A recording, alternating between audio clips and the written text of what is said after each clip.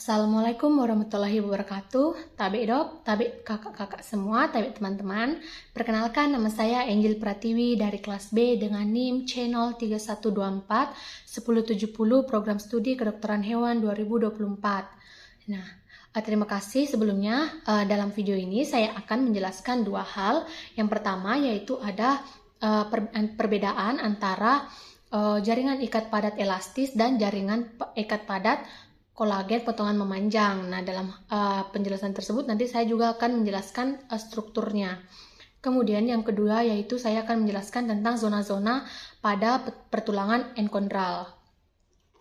Di sini saya sudah menyiapkan gambar. Yang pertama yaitu di sini ada gambar preparat jaringan ikat padat elastis dengan sediaan ligamentum nuchae, pewarnaan hematoksilin eosin dan pembesaran 40 kali. Yang gambar di bawah ini yaitu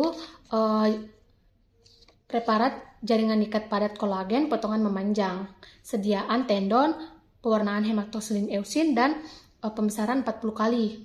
Nah, struktur yang akan diidentifikasi pada jaringan ikat padat elastis yaitu ada yang ini adalah serat-serat elastis. Kemudian yang warna yang lebih gelap dan seperti bintik-bintik ini adalah inti fibrosit. Kemudian pada jaringan ikat padat kolagen yang ini adalah serat-serat kolagennya. Sedangkan yang lebih gelap dan agak gepeng ini seperti ini adalah inti fibrositnya.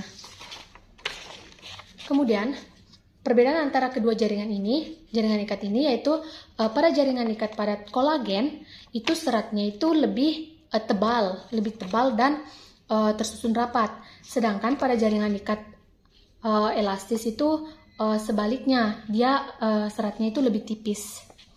Kemudian pada jaringan ikat kolagen itu seratnya itu tersusun rapat. Tuh, sangat jarang ada kayak begini, pokoknya tersusun rapat. Kemudian sedangkan pada jaringan ikat elastis itu lebih longgar, seratnya lebih longgar nih, banyak celah-celah seperti ini. Kemudian pada jaringan ikat padat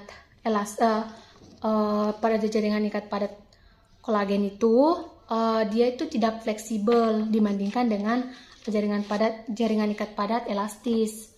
Pada jaringan ikat padat elastis ini memudahkan untuk meregang.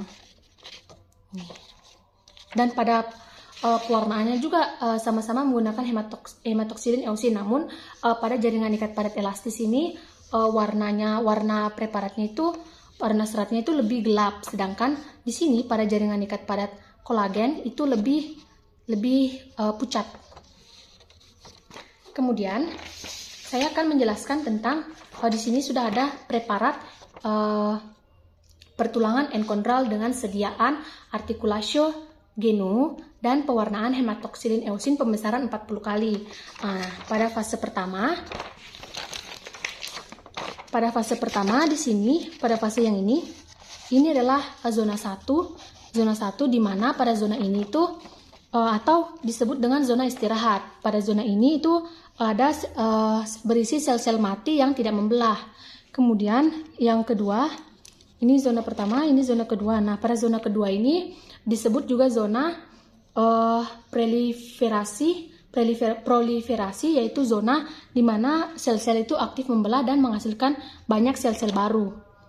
Kemudian tahap yang ketiga, zona yang ketiga yaitu disebut juga dengan zona maturasi.